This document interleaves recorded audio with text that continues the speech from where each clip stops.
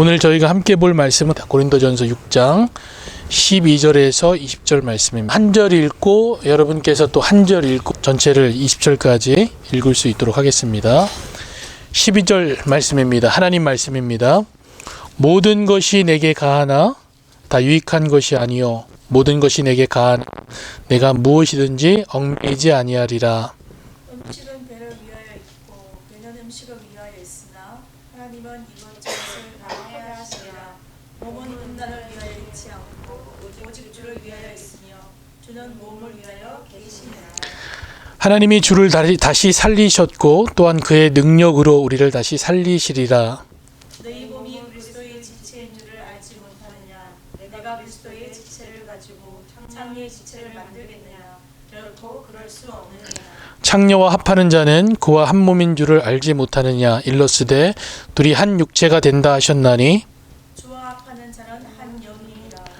음행을 피하라. 사람이 범하는 죄마다 몸 밖에 있거니와 음행하는 자는 자기 몸의 죄를 범하느니라. 너희 몸은 너희가 하나님께로부터 받아 너희 가운데 계신 성령의 전인 줄을 알지 못하느냐. 너희는 너희 자신의 것이 아니라 값으로 산 것이 되었으니 그런즉 너희 몸으로 하나님께 영광을 돌리라. 아멘. 우리가 잘 아는 성경 내용입니다. 어떤 내용이냐면요. 그 이제 아브라함과 이제 롯이 어느 정도 자신의 소유가 이렇게 좀 이렇게 많아지면서 약간의 분쟁이 좀 있었어요. 자, 그러면서 이제 서로가 갈 땅을 정하게 됩니다. 그래서 아브라함이 롯에게 이제 먼저 땅을 선택하라고 하니까 롯이 어떻게 하냐면요. 딱 보니까 저기 보이는 땅이 너무나 이 풍성하고 보기도 좋은 거예요. 그래서 그 땅을 선택하고 가족을 데리고 그 땅으로 이제 이동하게 된 겁니다. 근데 막상 그 땅에 가보니까요, 본인이 생각한 것만큼 그 땅이 그렇게 좋은 건 아니었습니다. 우리가 알고 있는 그 땅이 어디냐면 소돔과 고모라라는 지역입니다. 자기가 기대한 만큼 그 땅에서 많은 것을 얻을 수 있는 그런 공간이 아니었습니다.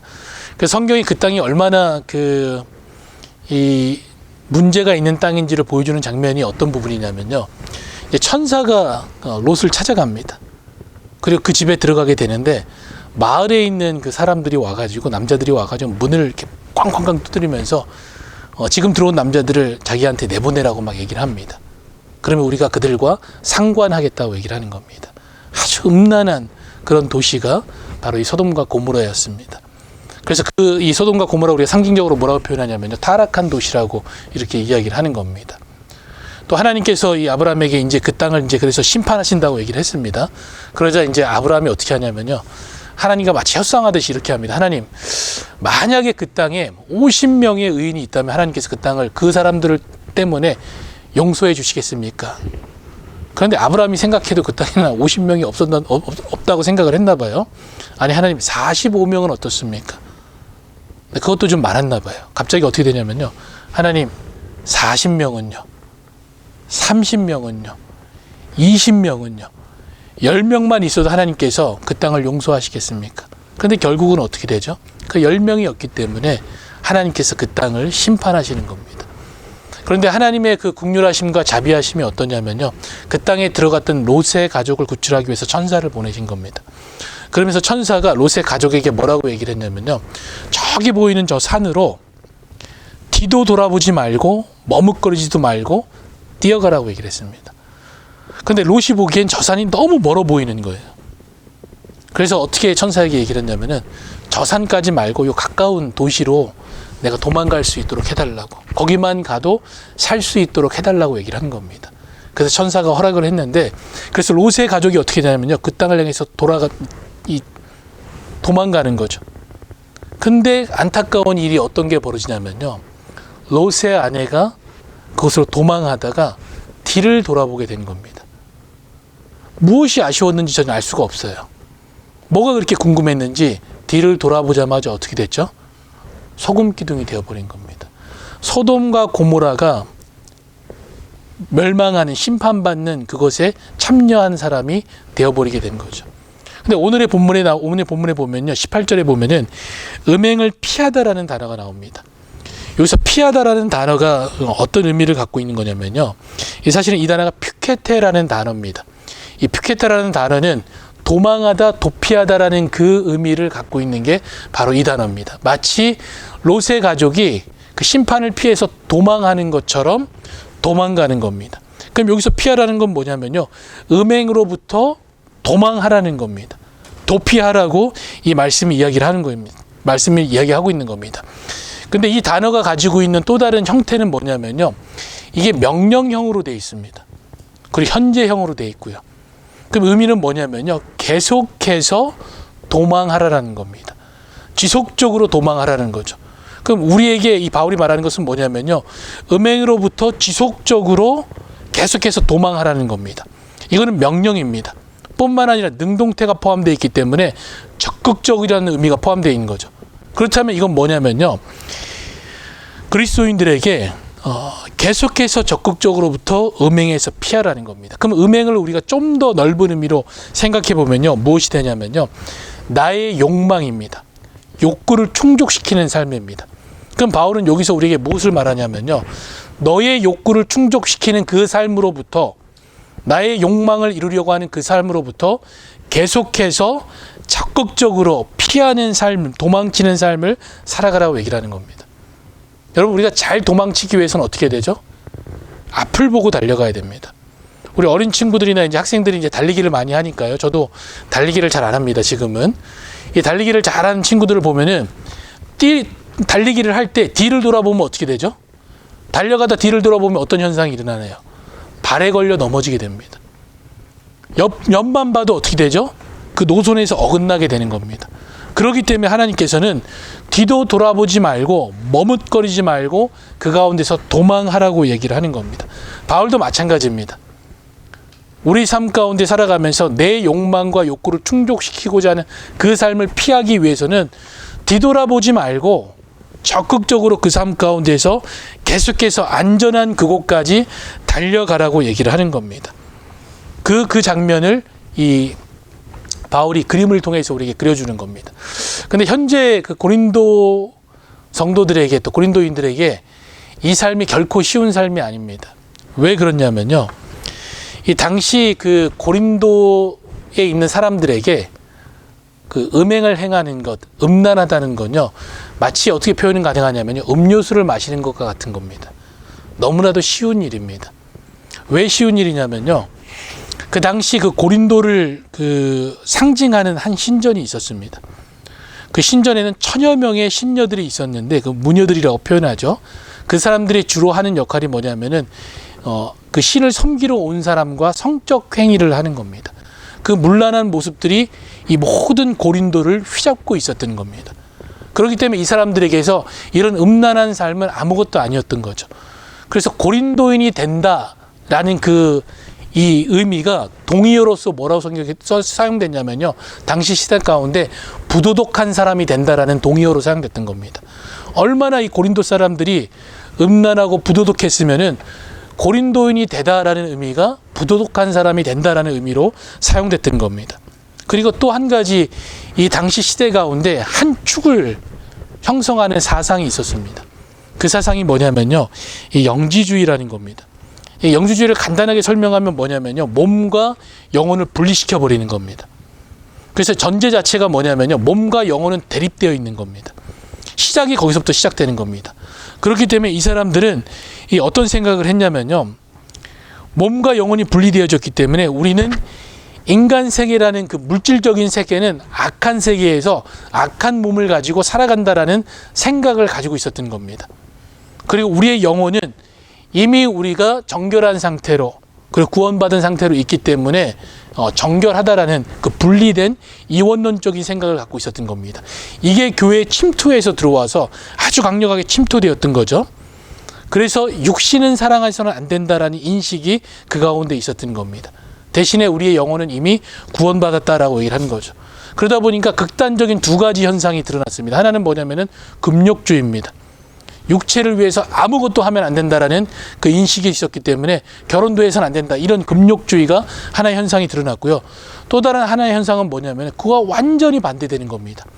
육체를 위해서 뭐든 해도 상관이 없다는 겁니다. 이미 악한 거기 때문에 나의 영혼은 하나님 가운데 구원받은 상태이기 때문에, 정결한 상태이기 때문에 이 몸에 대해서는 어떠한 행동을 해도 구원에 영향을 미치지 못한다라는 그 인식이, 조금 극단적인 표현이지만요, 그 인식이 그 가운데 있었던 겁니다. 그런 사고와 그런 환경 가운데 있는 사람들에게 바울이 한 메시지가 뭐냐면요, 12절 13절입니다. 모든 것이 내게 가하나 다 유익한 것이 아니오라고 얘기를 하는 겁니다. 모든 것이 내게 가하나 내가 무엇이든지 얽매이지 아니하리라. 13절에 이렇게 표현하죠.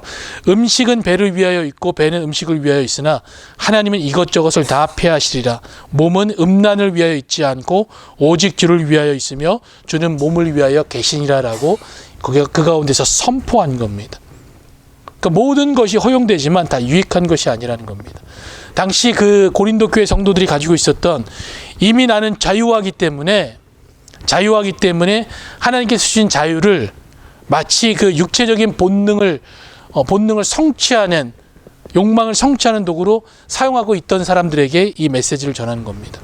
여러분, 우리가 분명히 기억해야 되는 게 뭐냐면요, 예수님의 공로로 인해서 우리가 구원받고 자유하게 되었다는 그 의미는 물론 모든 율법에서부터 사망에서부터 해방된 의미입니다. 그런데 우리가 누릴 수 있는 자유는 뭐냐면요, 하나님의 말씀에 순종하는 자유입니다. 내가 원하는 것을, 모든 것을 다 하겠다는 그런 자유가 아닙니다. 하나님의 말씀에 순종할 수 있는 자유를 우리에게 주신 겁니다. 자신의 육체의 본능을 채우는 게 아니죠. 뿐만 아니라 그 자유함을 얻었다고 해서 선악을 구분하는 그 기준이죠. 말씀의 의무를 담당하지 않아도 된다, 이런 의미가 아닌 겁니다. 우리 하나님께서 우리를 빛으로 부르셨기 때문에 빛의 삶을 살아갈 그 의무를 감당해야 되는 겁니다. 그런데 그 자유를 주셨기 때문에 그것도 하지 않아도 된다, 이런 의미가 아니라는 겁니다. 여러분, 우리 그리스도인들은 세상의 법을 지키는 사람들입니다. 잘 지켜야 되는 거죠. 뿐만 아니라 우리는 하나님의 법을 지키며 살아가는 사람들이 그리스도인이 되는 겁니다. 그래서 도덕적인 삶은 당연한 거고요. 그 도덕적인 삶을 넘어서서 우리는 거룩한 삶을 살아가는 사람들이 누구냐면은 그리스도인들이 되어지는 겁니다. 자, 그래서 여기서 바울이 그 거룩한 삶을 사는 사람이라는 의미에서 무엇을 표현했냐면요, 유익하다라는 단어를 사용한 겁니다. 유익하다는 것은 나를 위해서 유익한 게 아닙니다. 유익하기 위해서는 대상이 있어야 되는 겁니다. 그래서 유익하다는 의미의 이 단어의 또 다른 의미는 뭐냐면요, 돕다라는 의미를 갖고 있는 겁니다. 돕기 위해서는 상대방이 있어야 되는 거죠. 그렇다면 우리가 이 상대방을, 나에게 주어진 이 자유가 다른 사람에게 유익하게 되고 돕는 게 되어져야 된다는 겁니다. 그럼 우리한테 있어서 그 상대방은 누가 될까요? 첫 번째는 이 공동체가 되는 겁니다. 그러니까 나에게 주신 하나님의 자유가 이 공동체를 유익하게 하는데, 돕는데 사용되어져야 되는 겁니다. 또 다른 의미에서 그 그룹은 뭐가 되냐면요, 나의 이웃들이 되어지는 거죠. 그 관계 속에서 유익하게 되어져야 되는 겁니다. 그럼 실제적으로 유익하게 된다는 것은 뭐죠? 하나님의 영광을 드러내는 그 삶을 통해서, 이 거룩한 삶을 통해서 이 사람들이 하나님을 바라보는 그 유익을 누리게 되어지는 겁니다. 그리고 하나님의 사랑을 나눔으로 이 사람들을 돕게 되어지는 겁니다. 그 삶을 살아가는 의미가 이 가운데 포함되어져 있는 겁니다. 그럼 단순한 질문이죠. 만약에 우리 공동체 가운데 자신의 욕구를 충족시키기 위해서 이기적인 그런 행보를 하는 사람이 이 공동체에 있으면은 과연 그게 유익할까요? 상식적인 부분이죠. 덕이 안 됩니다. 유익하지 않게 되는 겁니다. 그럼 오늘 말씀대로 비유해서 저희가 관계 속에서 풀이하면요, 만약에 음란하고 음행을 행하는 사람이 나의 관계 속에 있으면은 우리가 그 사람을 통해서 유익을 얻을 수 있나요? 전혀 그렇지 않죠. 저희가 어떻게 하죠? 그 사람을 피하게 되는 겁니다. 도움이 되지 않는 겁니다. 그렇기 때문에 그리스도인들에게, 그리스도인은 혼자 사는 사람이 아니라 하나님께서 우리를 세상의 빛으로 세상 속으로 보내셨기 때문에 그 공간 안에서 은혜로운 삶을 통해서 서로를 유익하게 하는 그 삶을 살아가야 한다는 것을 이 말씀을 통해서 우리에게 알게 해주시는 겁니다. 그래서 이 베드로는요, 우리에게 주어진 자유를 어떻게 사용하라고 얘기를 했냐면요, 우리 성경에 있는 부분 한번 찾아보겠습니다. 베드로전서 2장 16절입니다. 한번 찾아보겠습니다. 베드로전서 2장 16절입니다. 베드로는 이 자유에 대해서 이렇게 얘기를 합니다. 너희는 자유가 있으나 그 자유로 악을 가리는 데 쓰지 말고 오직 하나님의 종과 같이 하라고 얘기했습니다. 이 자유로 악을 가리는 데 쓰지 말고 오직 하나님의 종과 같이 하라고 했던 겁니다. 자신은 죄를 덮으라는 게 아니죠. 바울은 갈라디아서 5장 1절입니다. 이렇게 표현합니다. 형제들아 너희가 자유를 위하여 부르심을 입었으나 그러나 그 자유로 육체의 기회를 삼지 말고 오직 사랑으로 서로 종노릇하라고 얘기를 한 겁니다. 자유에 대한 베드로와 바울의 입장이 공동점이 있습니다. 어떤 거냐면요. 육체와 악을 위해서 사용하지 말고 사랑으로 서로를 위해서 공동체가 되고 우리의 관계가 될 수 있습니다. 종노릇하면서 섬기라는 겁니다. 그게 바로 유익하게 되어진다는 겁니다. 이 모습이 바로 서로가 유익하게 되는 겁니다. 바라는 것은 여러분의 삶 속에 이런 유익함이 드러나길 원합니다. 하지만 고린도 교회에는 이 하나님이 주신 이 자유죠. 이 자유를 변질해서 사용했던 겁니다. 그래서 당시 이제 고린도 교회와 또 고린도인들 가운데 하나의 슬로건 같은 그런 용어가 있었는데요. 그게 뭐냐면 13절입니다. 뭐라고 표현했냐면요. 음식은 배를 위해서 있고 배는 음식을 위해서 있다라고 얘기를 하는 겁니다. 맞는 말이죠. 이 배, 우리가 음식을 먹으면 배로 들어간다고 인식을 하기 때문에 이 배는 음식을 먹기 위해서 있습니다라고 이야기를 할 수가 있습니다. 충분히 우리가 그렇게 표현이 가능합니다. 그래서 음식에 대해서 많은 율법들이 있었잖아요. 여러 가지 먹지 마라, 먹지 말라, 먹지 말라 있는데 이제는 자유하게 됐기 때문에 얽매이지 말고 내가 먹고 싶은 음식 다 먹고 마시고 싶은 거 다 마셔도 된다라고 얘기를 한 겁니다. 또 요한계시록에 보면은 마지막 날에는 목마르지도 않고 줄이지도 않을 거기 때문에 얼마든지 먹고 살아가도 된다라고 생각을 한 겁니다. 식욕을 충족시키는 삶을 살아가도 된다고 얘기를 한 거죠. 근데 고린도 교회 성도들이 이걸 어떻게 했냐면요. 식욕을 성욕으로 바꾼 겁니다. 나의 식욕을 충족시키는 삶만 살아가는 게 아니라 나의 성욕을 충족시키는 그 삶을 살아가도 괜찮다라고 정당화시킨 겁니다.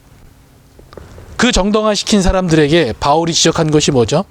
하나님이 이것저것들 너희들이 말하는 것을 다 폐하시고 몸은 음란을 위하여 있지 않고 오직 주를 위하여 있으며 주는 몸을 위하여 계신다라고 얘기를 하는 겁니다. 바울이 표현하는 몸은 이 사람들이 이렇게 두 가지로 나눈 몸과 영혼과 다르게 어떤 단어를 썼냐면요. 소마라는 단어를 썼습니다. 이 소마는 뭐냐면요. 전인격적인 걸 얘기를 하는 겁니다. 우리 존재 자체를 표현하는 단어입니다. 그래서 인간의 존재 자체가 뭐냐면은 하나님께 드려지는 것, 또 이 존재 자체가 하나로 연결되어 있는 것이라는 것을 이 표현해 주는 겁니다. 그래서 앞에 12절과 연결해서 보면요. 배는 음식을 위해서 있는 것처럼 보이지만 이 몸은 음란을 위해서 있는 것이 아니라 바울이 말하면 뭐죠? 이 몸은 주를 위해서 있는 것이 우리의 몸이라고 얘기를 하는 겁니다. 그래서 이 의미를 정말 잘 설명해 준 게 어디냐면요. 로마서 12장 1절입니다. 한번 찾아보겠습니다. 로마서 12장 1절입니다. 그 몸이 어떻게 주를 위해서 있는 건지를 정말 설명을 잘 해줬습니다. 제가 한번 천천히 읽어보겠습니다. 그러므로 형제들아 내가 하나님의 모든 자비하심으로 너희를 권하노니 너희 몸을, 이 몸은 우리 존재 자체를 얘기를 하는 겁니다. 어떻게 하라고 그러죠? 하나님이 기뻐하시는 거룩한 산 제물로 드리라. 이는 너희가 드릴 영적 예배니라고 얘기를 한 겁니다. 그래서 우리의 몸 존재 자체가 하나님이 기뻐 받으시는 제물이 되어지고 예배가 되어진다는 것을 이 바울이 정확하게 얘기를 하는 겁니다. 그래서 몸이 있고 영혼이 따로 있는 것이 아니라 우리의 존재 자체가 하나님을 예배하는 삶을 살아가는 겁니다. 그 사실을 이 말씀을 통해서 바울이 얘기를 하는 겁니다. 그렇기 때문에 이 하나님께 드려질 이 몸으로 너희들이 결코 음란한 것으로 사용할 수 없다라고 바울이 이 말씀을 통해서 언급한 겁니다. 그리고 또 다른 이유에서 바울이 우리가 음란한 그 음행을 피해야 되는 이유를 어떻게 표현했냐면요. 계속해서 몸에 대한 비유로 설명을 하는 겁니다. 14절 말씀을 보면요. 살리셨고라고 되어 있습니다. 한번 보시면은 14절, 오늘 본문 14절이죠. 하나님이 주를 살리셨고라고 되어 있습니다. 여기서 하나님이 주를 살리셨다 해서 요 살리셨다는 이 단회성이 있는 단어입니다. 일시적으로 한 번 일어난 거죠. 왜냐하면 예수님께서 한 번 부활하셨을 때를 표현하는 단어로 살리셨다라고 사용한 겁니다. 그러면은 그 후반부에 나오는 우리를 다시 살리셨느니라라는 그 단어는 이 미래형으로 사용된 겁니다. 그래서 앞으로 우리에게 일어날 일을 알게 해주는 건데요.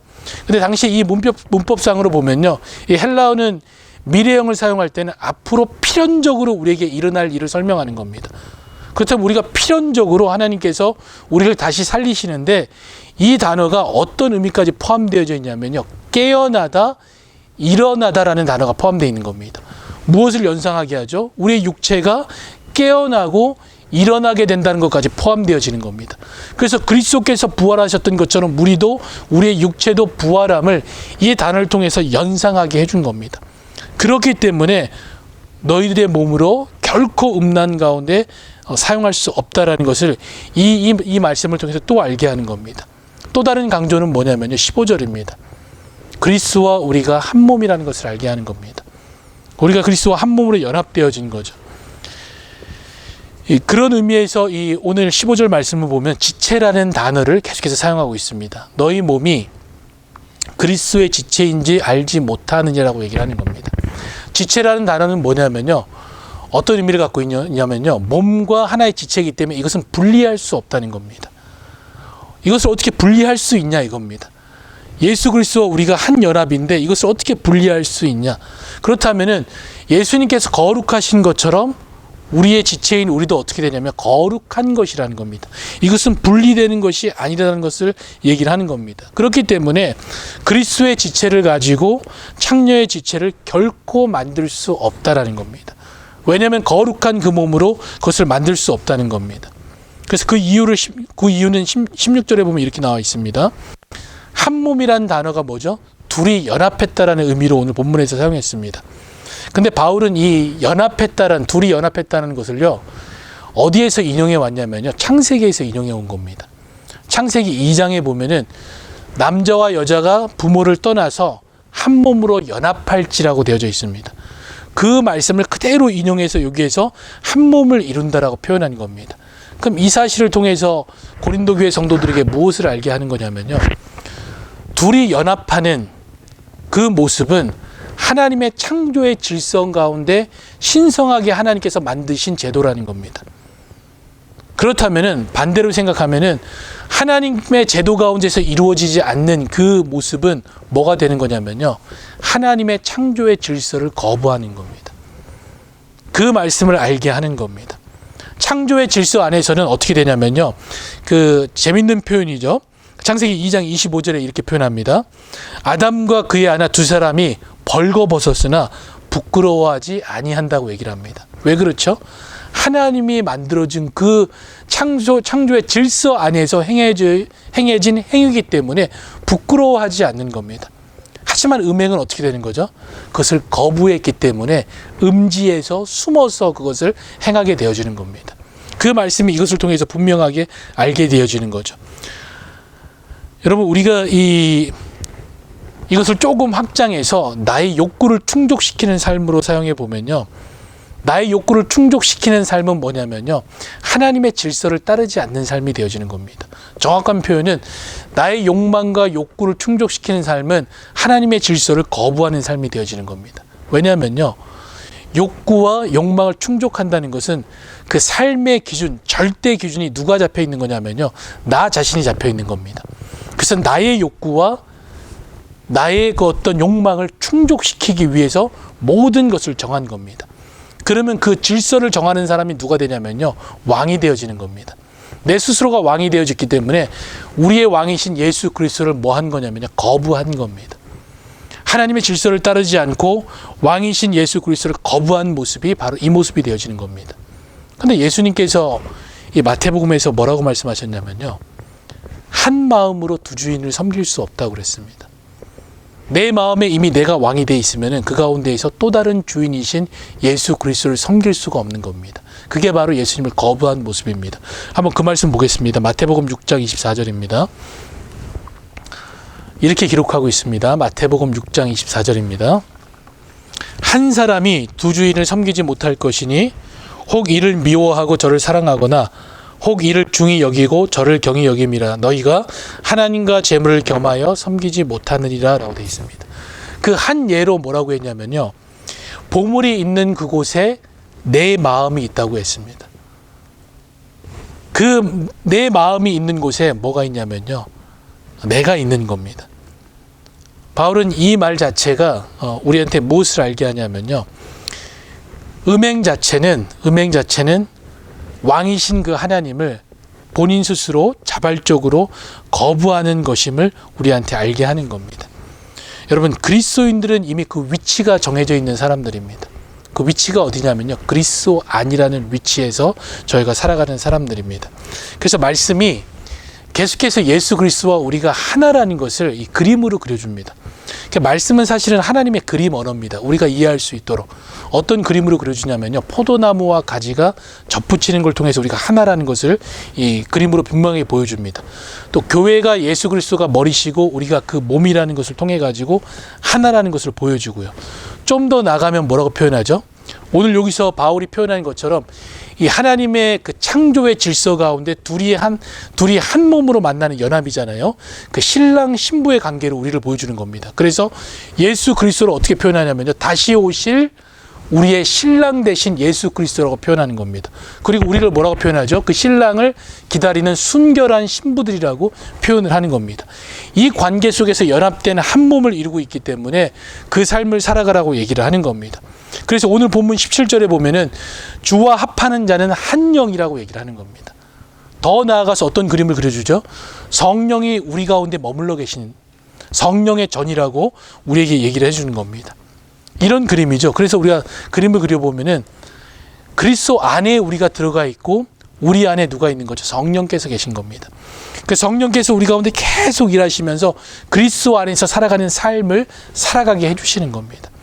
그 성령의 일하심을 통해서 우리는 날마다 이 그리스도 안에서의 삶을 살아갈 수 있도록 주님께서 만들어 주시는 겁니다. 그래서 이 삶을 살기 위해서 그리스도인들에게 가장 중요한 게 뭐냐면요, 하나님의 다스림이 우리 가운데 있어야 되는 겁니다. 근데 오늘 시대 가운데 하나님의 다스림이 무엇을 통해서 있냐면요, 이 말씀을 통해서 있는 겁니다. 근데 우리가 말씀을 볼 때 어떻게 보냐면요, 말씀을 많이 읽는 것을 중요하게 생각하고 자주 읽는 것을 중요하게 생각하고 말씀을 공부하는 것을 중요하게 생각을 합니다. 물론 중요합니다. 근데 말씀은 이렇게 보는 게 말씀이 아닙니다. 말씀을 대할 때 우리가 어떤 상태로 대해야 되냐면요, 말씀은 우리의 양식으로 대하는 겁니다. 성경이 그려주는 말씀은요, 우리에게 양식이 되어지는 겁니다. 그럼 질문은 이거죠. 우리가 하루에 몇 끼를 먹고 살아가는가? 3끼 먹죠. 또 다이어트 하는 분들은 몇 끼 먹죠? 보통 한 끼를 먹습니다. 그럼 최소한 한 끼에서 3끼의 음식을 우리가 먹고 있는 겁니다. 육체의 양식을 위해서 한 끼에 3끼를 먹습니다. 만약에 그걸 일주일간 안 먹는다고 생각을 해보세요. 그럼 우리의 몸이 어떻게 될까요? 영양이 없기 때문에 버티기가 힘든 겁니다. 음식을 안 먹고 있는 사람 옆에 가면요, 그 사람이 어떻게 대하죠? 짜증스럽게 대합니다. 스트레스를 받고요. 우리의 신체 구조가 달라지기 때문에 그것 때문에 화가 나는 겁니다. 말씀이 우리 가운데 양식으로 들어오지 않으면 이런 현상이 일어나는 겁니다. 그러면은 영적인 양식을 위해서 우리가 몇 번을 먹는지 상상해 보시면 됩니다. 정말 양식을 꼭꼭 씹어서 우리가 그 말씀을 먹고 있는가? 하루에 육체를 위해서 한 끼, 3끼의 밥을 먹는데 우리의 영혼의 양식은 우리가 몇 끼를 먹고 있습니까? 주일에 한 번 1시간 20분 와서 말씀 듣는 거, 일주일 시컨 걸고 굶고 있다가 한 번 20분 듣는다, 그것도 그냥 들은 거로 끝난다. 여러분, 그런 사람은 배탈 나는 겁니다. 그렇죠? 갑자기 음식을 먹으면 배탈 나는 겁니다. 그렇기 때문에 영혼의 양식은 어떻게 되죠? 우리가 한 끼, 3끼 정도 먹는 게 아닙니다. 그럼 성경이 말씀의 양식을 얼마나 먹으라고 우리에게 가르쳐주고 있죠? 시편 1장 보면 1절 보면 나옵니다. 주야로 그 말씀을 묵상하는 자입니다. 그 말은 뭐죠? 수시로 먹으라는 겁니다. 수시로 먹지 않으면 우리의 영혼이 살 수 없기 때문에 수시로 우리에게 그 말씀의 양식을 공급받으면서 살아가라고 얘기를 하는 겁니다. 자, 그런데 우리가 밥만 먹고 살아가나요? 밥을 먹지 않아도 꼭 먹어야 될 게 뭐가 있죠? 우리 건강을 위해서? 물을 마셔야 되는 겁니다. 1인당 기본 이 물을 마시는 게 최소 7컵 이상 마시라고 얘기를 합니다. 그게 한 1.3리터 정도 얘기를 하죠. 보통 한 2점 몇 리터 이상을 마시라고 얘기를 하는데 보통 한 7컵에서 1.3리터를 먹는다고 얘기를 합니다. 근데 한번 이렇게 상상을 해볼게요. 정말 좋은 나무가 있습니다. 그리고 땅이 정말 기름진 땅이 있어요. 거기에 이 나무가 딱 심겨져 있어요. 근데 물이 공급되지 않으면 이 땅과 나무가 어떻게 될까요? 말라 죽어버리는 겁니다. 땅은 어떻게 되죠? 쩍쩍 갈라지는 겁니다. 쩍쩍 갈라지는 겁니다. 아무리 말씀이 들어가고 아무리 여러분이 봉사를 열심히 해도 그 가운데 물이 없으면 어떻게 되는 거죠? 쩍쩍 갈라지는 겁니다. 갈라지는 소리밖에 안 나는 거예요. 그럼 이 물의 역할을 하는 게 뭘까요? 우리의 신앙생활 속에서 기도라는 겁니다. 우리의 신앙의 여정에서 물의 역할을 하는 게 기도가 되는 겁니다. 그럼 기도는 바울이 어떻게 하라고 그랬죠? 쉬지 말고 기도하라고 그랬습니다. 수시로 우리가 주의 영혼의 양식을 공급하면서 쉬지 않고 기도했을 때 우리의 이 영육이 강건해지는 겁니다. 그랬을 때 성령께서 어떻게 하시는 거죠? 성령의 역할이 뭐죠? 우리를 기도하게 하시는 겁니다. 기도하게 하시면서 하나님 이거 주세요, 이거 주세요, 이거 이뤄주세요. 그거는 비는 신앙입니다. 샤머니즘이죠. 그건 잘못된 기도죠. 성경이 말하는 기도는 뭐냐면요, 하나님 주의 말씀의 뜻이 무엇인지 그 뜻에 나의 삶을 맞춰갈 수 있도록 하는 겁니다. 말씀에 나의 삶이 맞춰질 수 있도록 끊임없이 기도해 나가는 겁니다. 성령께서 그것을 가르쳐 주시는 거죠. 그래서 성령의 역할을 우리를 말씀으로 인도하고 하나님께로 인도하고 우리가 예수 그리스도의 모습, 그리스도 안에서 살아가는 그 삶을 살게 하는 게 이 성령의 역할이 되어지는 겁니다. 그래서 바울은 끊임없이 우리가 이 삶을 살아가기 위해서 음행을 피하고 도망하기 위해서는 말씀과 기도로서 무장된 그 삶을 살아가라고 이 성도들에게 성령의 역사를 알게 해주는 겁니다. 그래서 그리스도인들은요, 살아가는 목적이 분명합니다. 그냥 사는 게 아닙니다. 그 목적이 뭐냐면요, 오늘 본문 말씀 보면은 20절 말씀에 보면 이렇게 표현하죠. 값으로 산 것이 되었으니 그런즉 너희 몸으로 하나님께 영광을 돌리라고 얘기했습니다. 여러분, 이제는 우리는 어떤 사람이냐면요, 예수님께서 그의 피로 우리를 값주고 사셨습니다. 그럼 소유권이 어디에 있는 거죠? 하나님께 있는 겁니다. 하나님께 소유권이 있다는 것은 뭐냐면요, 우리는 하나님의 것이라는 겁니다. 그럼 하나님의 것이면은 하나님을 위해서 사용되어져야 되는 겁니다. 그게 우리의 삶의 목적이 되어지는 겁니다. 목적 자체가 바뀌었기 때문에 이제는 삶을 살아갈 때 어떻게 되냐면요, 하나님을 위한 삶이죠. 그게 오늘 본문에서 나온 유익하게 하는 삶을 살아가는 겁니다. 다른 사람이 하나님의 영광을 바라볼 수 있도록, 이웃들이 예수 그리스도의 사랑을 경험할 수 있도록 돕는 그 삶을 살아가는 것이 바로 그리스도인의 삶이 되어지는 겁니다. 여러분, 성경은 우리의 인생을 어떻게 표현해 주냐면요, 잠시라는 단어로 표현해 줍니다. 이 잠시가 어느 정도일까요? 저희가 잘 모르잖아요. 근데 그림으로 어떻게 그려줬냐면요, 이 낮에 잠깐, 새벽에 잠깐 피었다가 지는 안개와 같은 게 우리의 인생이라고 표현해 줍니다. 그리고 또 어떻게 그려주냐면요, 이 꽃이 피었다 지는 모습이죠. 그게 잠시 살아가는 우리의 인생이 되어지는 겁니다. 그럼 그 잠시의 삶을 우리가 살아가면서 이 안에서 나의 욕구와 욕망을 충족시키는 그 삶을 살아갈 때 우리한테 남는 건 뭐죠? 예수님을 거부하고 하나님을 거부하는 삶밖에 없는 겁니다. 우리의 삶의 방향성은 어디냐면요, 이곳부터 해서 영원한 곳에 있는 겁니다. 그 삶 가운데 있기 때문에 그럼 우리의 방향성은 어디에 있어야 되는 거죠? 이 영원한 곳에 있어야 되는 겁니다. 끊임없이 하나님의 영광을 위해서 살아가면서 주어진 그 시간에 하나님의 영광을 위한, 유익을 위한 그 삶을 살아갔을 때 우리가 정말 소망하는 그 하나님과의 그 예수님과의 신비로운 연합이죠. 주님께서 다시 오셨을 때 그 하나님과 한 몸이 되어지는, 신랑 되신 예수 그리스도를 만나는 그 삶을 살아가는 겁니다.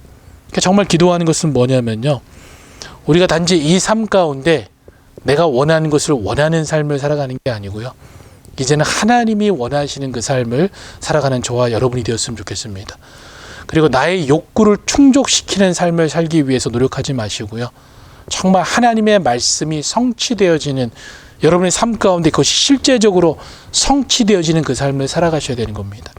날마다 우리를 유혹합니다. 내 욕망과 욕구를 충족시키라는 그 유혹 가운데서 여러분이 도망치셔야 되는 겁니다.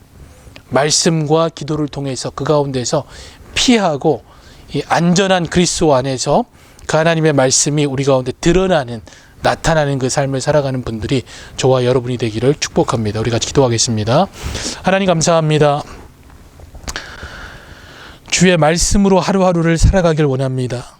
하나님, 이 땅에 주어진 시간 속에서 단지 나의 욕구와 욕망을 충족시키는 삶을 살아가는 것이 아니라 하나님의 영광을 나타내며 하나님의 말씀을 성취하는 삶을 살아갈 수 있도록 주여 그 은혜를 베풀어 주시옵소서.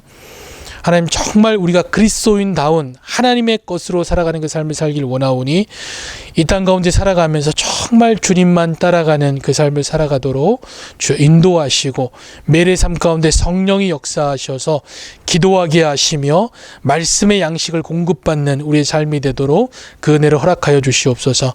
함께 하심을 믿사옵고 우리 주 예수 그리스도의 이름으로 기도드립니다. 아멘.